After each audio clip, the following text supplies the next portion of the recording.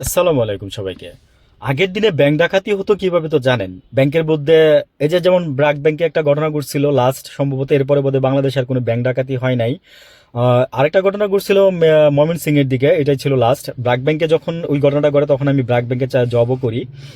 ওইটা শুক্রবার ব্রাঞ্চে, ওই যে আপনার বল উপরে যে ছাদ কেটে এক এক রুম মানে ভাড়া নিয়ে দেখেন, হিস্ট্রি বলতে গেলে অনেক টাইম লাগবে। ধরাই দিলাম, লাগলে আপনার নিয়ে নিয়ে নিয়েন খবর। শুক্রবার ব্রাঞ্চ ব্র্যাক ব্যাংক, এখন নাই বোধহয় ব্রাঞ্চটা। তো ওইখানে অনেক কিছু আপনার ওই যে শুক্র শনিবার 2 রাতের মধ্যে সবকিছু চুরি করে নিয়ে যায় বল ভেঙে। তাও আবার এই যে ছাদের উপর দিয়ে, উপর থেকে উপরে ছিল হোটেল, আবাসিক হোটেল। ওইখান থেকে আপনার ওই যে ওরা গ্রিল করে, প্রতিদিন রাত্রেবেলা গ্রিল করে করে ভিতরে ঢুকছিল। তো অনেক কষ্ট করে ব্যাংক ডাকাতি করতে হইতো আগে।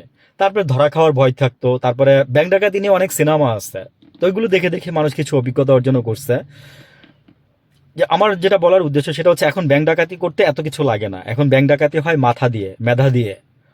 খারাপ কাজে মেধা নিয়ে আসছে আর কি। তো ওই ভালো কাজে যদি মেধাগুলো লাগাইতেন না আপনারা, যারা মানে চোরের কিন্তু অনেক বুদ্ধি থাকে। তো চোরকে যদি আপনি রাষ্ট্রের ভালো কাজে লাগাইতে পারতেন না, তাহলে কিন্তু মানে তাদেরকে প্রশিক্ষণ দিয়ে বা ভালো, জানি না ব্লাড কথা বলে তো, তো ভালো হবে কিনা, হয় কিনা আমি জানি না, হবে কিনা আমি জানি না। তো আপনার চোরের আহ, উম, আহ, আচ্ছা, আমি যেখানে ছিলাম সেখানেই থাকি। সেটা হচ্ছে যে এখন ব্যাংক ডাকাতি হয় হচ্ছে আপনার বুদ্ধি দিয়ে, মেধা দিয়ে। তো বুদ্ধি মেধাটা কি, যে ধরেন আপনি একটা ব্যাংক খুলবেন, হ্যাঁ, খোলার পরে মানুষ এখানে টাকা রাখবে। তারপরে হচ্ছে আপনি বেনামে যিনি মালিক, বা আপনি আপনার কিছু এনজিও প্রতিষ্ঠান থাকবে বা কিছু প্রতিষ্ঠান থাকবে, এগুলো ট্রেড লাইসেন্স থাকবে, আপনি এগুলো দিয়ে ঋণ নিয়ে নেবেন, সব তো আপনার হাতেই। যেমন ওয়ান ব্যাংক এইভাবে কিন্তু অনেকটা বলতে পারেন যে পড়ে গেছে।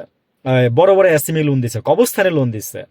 তারপরে হচ্ছে আপনার নদীতে লোন দিচ্ছে, বুঝছেন, পরে দেখছে আর কি। তো কিভাবে হয়েছে, এগুলো কি এমনি হয়েছে না। আলটিমেটলি কি হয়েছে জানেন, সেই ডিভিশনটা আজকে বন্ধ হয়ে গেছে। গতকালকে শুনলাম যে ওয়ান ব্যাংকের আপনার এই যে রিট হয়ে গেছে।